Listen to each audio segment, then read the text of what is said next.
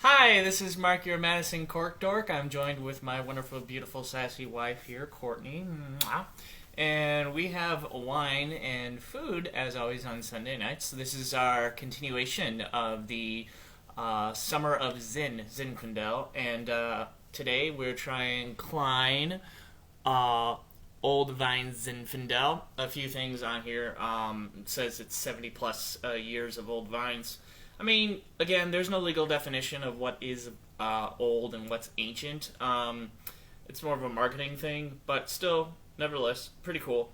And there are a couple other things involved. It says on here that it's vegan friendly, gluten free, solar powered, so environmentally conscious, that sort of thing. And vegan might sound kind of weird to you guys, but vegan basically, sometimes eggs or other filtration animal products like fish guts are used in the making of wine, believe it or not, or the processing of it. So that's why, for some people, if that's an issue, they can look for those indications on labels and whatnot.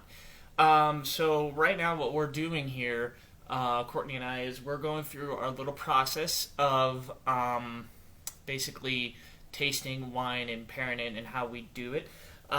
We also, for our food pairing, looking very good. Check it out. Gotta get up to the camera. I'm a pro at this. Fortunately, none of it fell down. We have ourselves what's called a Heartichoke You burger based on Bob's Burgers. Courtney, tell me why you chose this meal, so to speak. Well, shout out to my friend Emily who gave me this book as a present. Uh-huh. I have already cooked a few burgers from this book in the past several months, and they're real good. So I don't know, I think we just picked this one because it was fairly easy to put together because it's beef, stewed tomatoes, artichoke hearts, and Parmesan cheese, basically. And a little Italian seasoning, so. Sweet. And you can't go wrong with artichoke hearts. I absolutely love them. So, what we're doing then, and I know we've done this like in a video a long time ago, but what we're going to do then is our process, so to speak. So, one of the first things that we do is we observe the color of the wine. Now, what we try to do is we hold it in natural light, which unfortunately we don't really have, and we hold it up to our case, napkins, ideally like paper or tablecloth that's white. So Courtney, being the person who has the better color perception between the two of us, what color are you seeing, dear?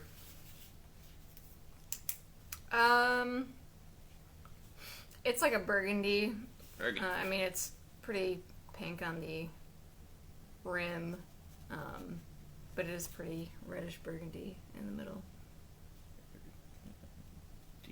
All right, and the reason why we're taking notes is so that we can also appreciate and sometimes even remember what it is that we've tried.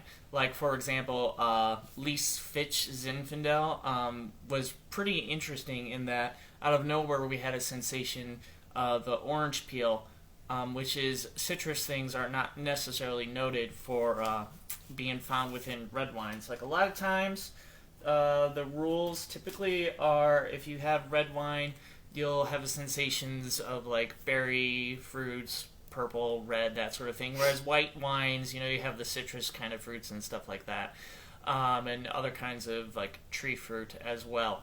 All right, so what we do then is also in this awesome book, at which point you can't really read my handwriting because it's awful. It has the wine varietal name, the winery itself, the vintage, the origin, price, and date of sample. And then at the end, I give it a rating. There's a 1 out of 5 stars. So this is from Lodi, California, which is known very well for Zinfandel in that region. And the vintage is 2018, which I think with most red wines, the vintages that are the most recent are the ones that come out 2 years after they were picked. So 2018 is the most recent vintage. Now, the next thing that we do is we go for smelling. So I go like this because I've been trained. I trained myself essentially how to swirl a wine glass relatively well.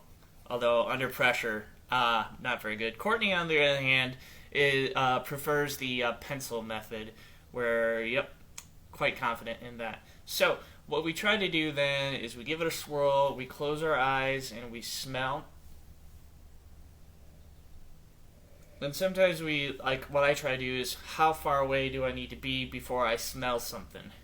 So, that's part of my chart as well. How powerful is the, quote, nose, so to speak. So if you hear that, that's part of it. I'm getting a ton of black cherry. Yeah, that's pretty much dominant. And another fun thing is, like, both Courtney and I will have deviations from what we smell. Women are actually better at smelling wine than men. Okay, so black cherry. Smoke. Yep. Vanilla. Black cherry, smoke, vanilla. Yep.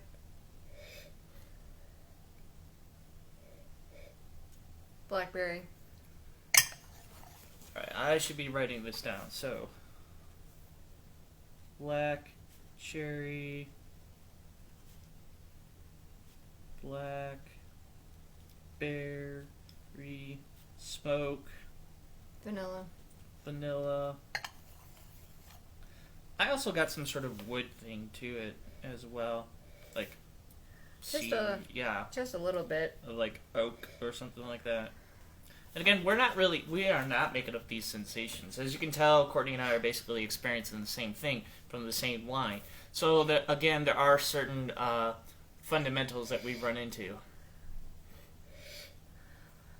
I would say a little bit of raspberry. Yeah, not much though. Just a little bit. Yeah. So I usually write, when it's something that small, I write hint. Hint of raspberry. Now, on to the part that most people enjoy the most, the tasting, right? So I slurp.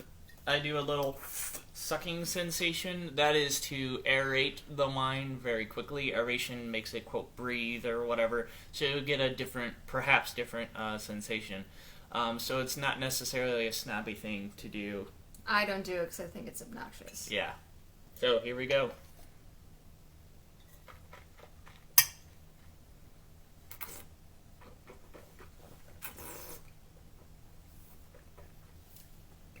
Wow, that's delicious. Yeah, it is. Totally hit me by surprise because I wasn't necessarily impressed with the smell, but the flavor is a lot better, actually. Totally took me off guard. Black cherry. Mm-hmm. Strawberry. Raspberry. Mm-hmm. Vanilla again. Yeah, it's definitely much more prevalent. Mm-hmm. It's almost like a vanilla cream, I think. Mm-hmm. So, hold on. Black cherry, strawberry, raspberry, vanilla cream. Mm-hmm. And when we do this is we try to, like, do our sensations of the mouth, like, throughout our tongue. So what are we feeling on the tip of our tongue? What about the sides? What about the back? That kind of stuff. What's going down maybe our mouth and stuff like that. Or something jammy. I don't know if it's one of the fruits that's a jam. Maybe a strawberry jam, but... Yeah, if I were to go with one, it would definitely be strawberry jam. Is there anything else that you find in this wine, out of curiosity? Any type of plant, maybe, or any type of other tertiary kind of like sensations that you are experiencing, maybe? Just a hint of smoke or tobacco at the back as it's going down. Yep. And that's pretty common as to where we feel it, either at the back or maybe towards the top. So, a hint of tobacco, we'll call it. Alright, now, the pairing. This is always the interesting part, the moment of truth. Courtney typically goes and Pours a little bit more. pours a little bit more. So this is actually a lot better wine than I thought it was going to be. This is, again, valued at $7.99, I believe is where... it is well worth the bargain, I think. Exactly. I think of the wines that we had for the summer of Zen, this is probably the best one, I would say. Do you want to take a picture before we dig in, or no? Nah. Yeah, where's my phone? There it is.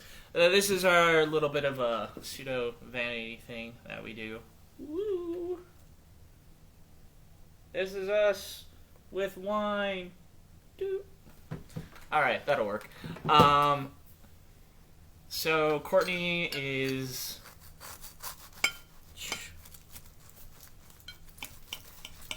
Got ourselves knives because these burgers are massive. How do they look to you?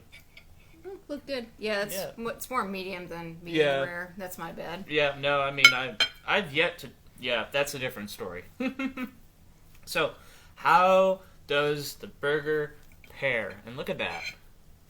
Remind our guests what's all in there. So this is an onion hamburger bun that I baked myself yesterday. Mm-hmm. With a ground beef patty, 80-20. And it's topped with a mixture of artichoke hearts, stewed tomatoes, Parmesan cheese, and a little Italian seasoning. So, very exciting.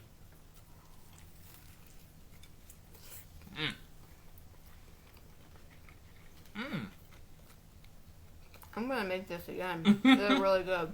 The bread's fantastic, by the way. Good. I'm glad you like it. Very much totally so. turned out really nice. Very much so.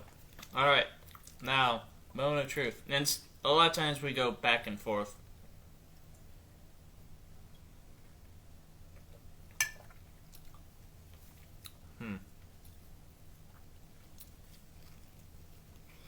Brings out more cherry and strawberry. Mm-hmm.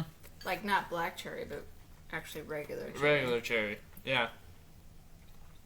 Man, this bread's fantastic. You did a great job, sweetie. That's really good bread. Mm-hmm. And it turned out like perfectly. It's probably my most successful bread I've made yet. Well done. Oh, cool.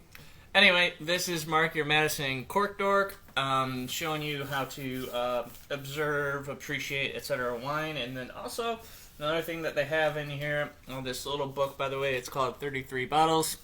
There's a little chart in there that you can fill out with different descriptions, like nose, heat, berry fruit, citrus fruit, stone fruit, herbal / grassy, floral, spicy, mineral, sweet, sour, woody, tannic body, balance, linger / finish. And so they give you a scale on the chart of basically center to 5 notches or something like that. That all being said, this is Mark, your Madison Cork Dork, with my girl Courtney. There's the Mr. and the Mrs. up there. How cool is that? Of our wedding photo. Mm-hmm. Anyways, let's do one last thing that we need to work on. Not just... there we go. Got it. So, wait, did I do that right? Whoa. That was also not right. We are not professionals yet. Hold on. Let's see if we can't get this. Look at my eye. Look at my eyes.